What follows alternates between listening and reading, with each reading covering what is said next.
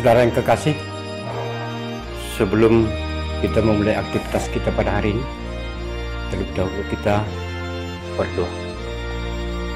Ya Tuhan, terima kasih kami pada kehadirat-Mu, karena Engkau selalu mencintai kami.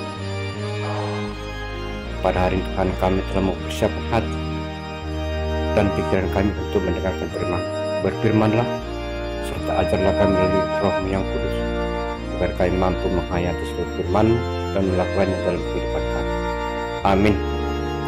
Saudara yang dikasihi oleh Tuhan Yesus Kristus, firman Tuhan bagi kita pada hari ini sesuai dengan Almanak HKBP yang tertulis dalam kitab Efesus 6 ayat 8, demikian bunyinya.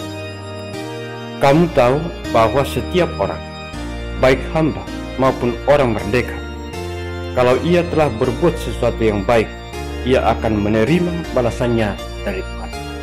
Demikian firman Tuhan. Saudara-saudara, firman Tuhan hari ini mengajak kita semuanya untuk menyadari keberadaan kita sebagai orang-orang percaya yang harus mampu menjadi teladan dalam perilaku maupun dalam kepribadiannya. Dan kita harus mengingat bahwa nasihat yang paling jitu dalam kehidupan adalah keteladanan, bukan kata-kata. Sebab itu, seorang orang tua atau seorang pemimpin yang bijak, dia selalu berusaha mendidik atau memimpin bukan dengan segudang nasihat, larangan ataupun perintah, tetapi dengan keteladanan yang penuh dengan kebajikan. Saudara-saudara, demikianlah karakter dan jati diri kita sebagai orang Kristen yang harus mampu menjadi teladan di dalam segala hal. Secara khusus Efesus 6 ayat 1-9 berisikan nasihat tentang menjaga hubungan yang baik melalui ketaatan dan perbuatan yang baik antara orang tua dengan anak-anaknya, antara tuan dengan hambanya. Dan semuanya itu akan berhasil jika kita mampu membangun diri di dalam ketaatan dan keteladanan di dalam kasih dan perbuatan yang baik. Kamu tahu, itu kata pertama yang dikatakan oleh Rasul Paulus dalam nas ini. Hal ini menunjukkan bahwa jemaat Efesus yang disapa oleh Rasul Paulus sudah mengerti, sudah melihat, menyaksikan, mengalami, dan sebagainya, bahwa apa yang dikatakan oleh Rasul Paulus sudah mereka tahu.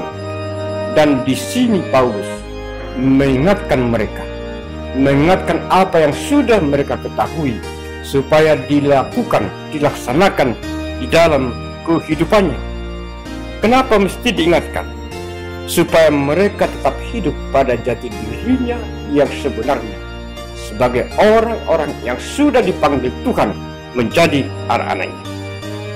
Di dalam Matius 7 ayat 21 dikatakan, bukan setiap orang yang berseru kepada Yesus Tuhan, Tuhan akan masuk ke dalam kerajaan surga, melainkan dia yang melakukan kehendak Allah Bapa yang di surga. Itu artinya, saudara, bahwa jika kita sudah merasakan panggilan Kristus, bahwa kita sudah terpanggil menjadi anak-anaknya, dan kita sudah menyebut dan mempercayai Yesus itu adalah Tuhan dalam kehidupan kita, yang kita lakukan bukan hanya dengan sebutan atau seruan, tapi itu harus kita tunjukkan melalui perbuatan kita sehari-hari.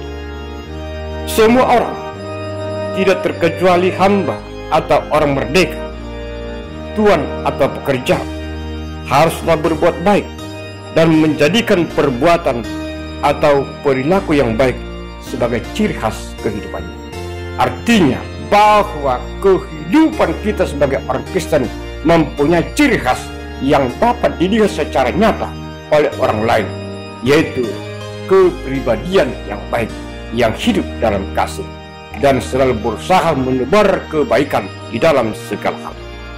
Orang yang selalu taat dan berbuat kebaikan akan menerima balasannya. dalam Kolose 3 ayat 24 dikatakan, kamu tahu bahwa dari Tuhanlah kamu akan menerima bagian yang ditentukan bagimu sebagai upah. Kristus adalah Tuhan dan kamu adalah hambanya. Artinya, orang yang selalu berbuat baik sesuai dengan firman Tuhan, dia akan menerima yang baik pula, menerima berkat dari Yesus Kristus. Itu berarti bahwa kita sama di hadapan Tuhan. Tidak ada orang besar dan orang kecil, tidak ada pengusaha atau pekerja, penguasa atau masyarakat yang menjadikan diri kita sebagai anak-anak Tuhan adalah kepribadian kita, kemauan kita melakukan kehendak Allah dalam kehidupan kita.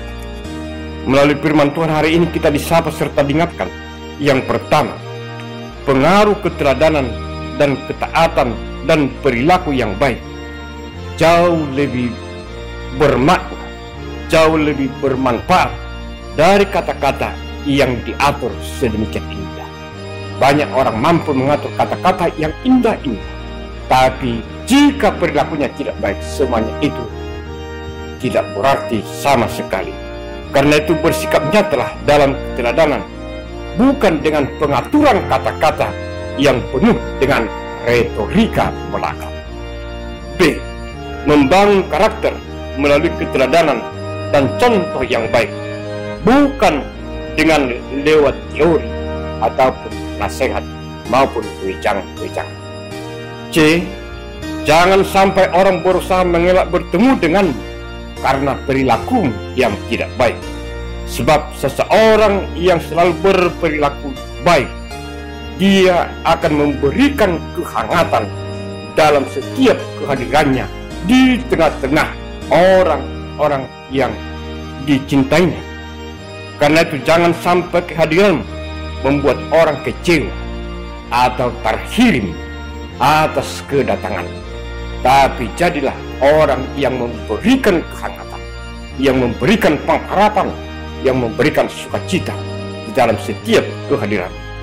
Jadilah hamba Kristus yang dengan segenap hati melakukan kehendak Allah dan rela menjalankan pelayanannya seperti orang-orang yang melayani Tuhan, bukan manusia.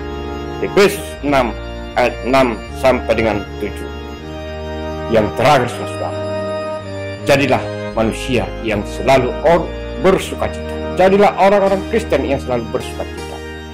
Dan ingatlah, sukacita bukanlah milik orang yang memiliki segalanya, tetapi sukacita dirasakan oleh orang yang selalu mampu menebar kebaikan dalam segala hal. Amin. Kita berdoa. Terima kasih Tuhan, kami panjatkan kami, karena Tuhan telah menyapa kami pada hari ini, supaya kami selalu hidup dalam ketaatan dan perilaku yang baik. Ajar kami Tuhan melalui Roh-Mu yang kudus, agar kami mampu memberikan keteladanan yang baik dan kehadiran kami di tengah-tengah orang-orang di sekitar kami selalu mampu memberikan kehangatan melalui perbuatan baik dan keteladanan dalam sikap, perilaku, kasih, dan iman. Terpuji dan nama Tuhan hari ini sampai selama-lamanya. Amin.